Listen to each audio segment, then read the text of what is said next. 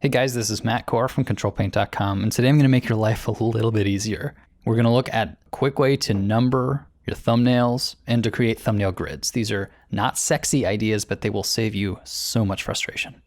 Well, I have tried over the years to figure out ways to automate this process, because if you've done it, you know it's annoying.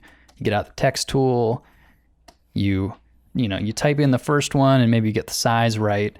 Well, then you just want to clone it. Well, so you can clone it, but obviously then it's the wrong number. So you have to go switch to the text tool, change the number, confirm, and then you've done 3 or 4 and you realize, oh, I did the color wrong. So, it's a pain.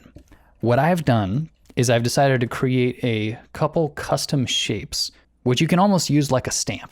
It's not gonna be perfect, but I think it's gonna still save you a lot of time. So the way it works is you make a new layer, get out the custom shape tool, and I've actually chosen to use the pixels mode, even though this is a vector shape that it starts from. So I'm gonna choose a color, we'll say white. And then I right click, just like you'd change a custom brush. And here I'm gonna change to the shape I created called number grid 1 to 16. And then I drag it while holding shift to be about the right size. And there we go.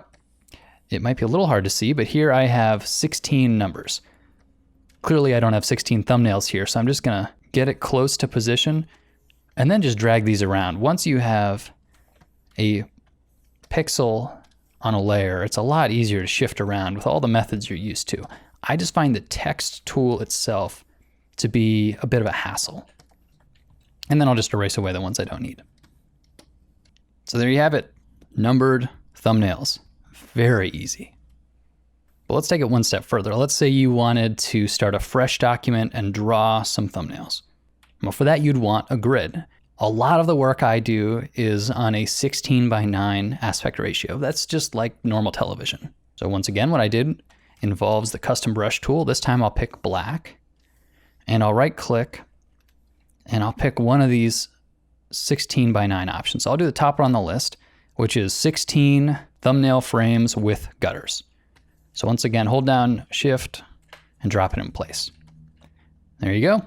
Very easy. Maybe I want them to have numbers or I want them to be slightly different formatted. Well, I did create a couple of variations. So for instance, I have the same with gutters and with numbers. So that's one way you could go with it. I have a very simple grid that has no gutters and no numbers. You could use this really in any aspect ratio you want. When I hold down shift, it does force it into each one being 16:9, but really that's just the way I like it. You could drag it to any arbitrary direction you wanted.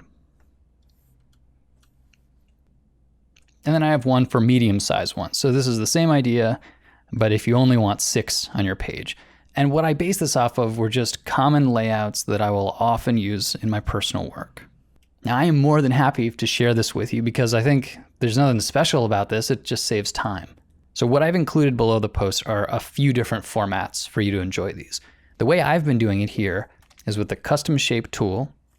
If you right click, you can see these are all custom shapes I've created. And if you click on the little gear here and go to the preset manager, hopefully something you're already familiar with, in the custom shapes tab, you can load or save or add extra ones.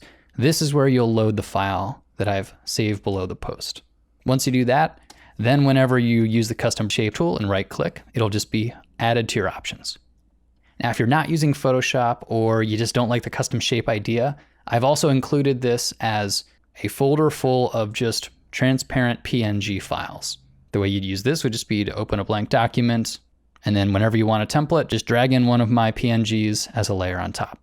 And since I still wasn't exactly sure how people would want to use these, I also included a PSD that just has all these different grids, each as an individual layer. I know none of this is groundbreaking, but over the years I've spent hours using that stupid text tool and numbering grids. So hopefully this means we can all prevent that moving forward. Have fun painting, and I'll see you in the next video. Thanks for coming to the site, guys.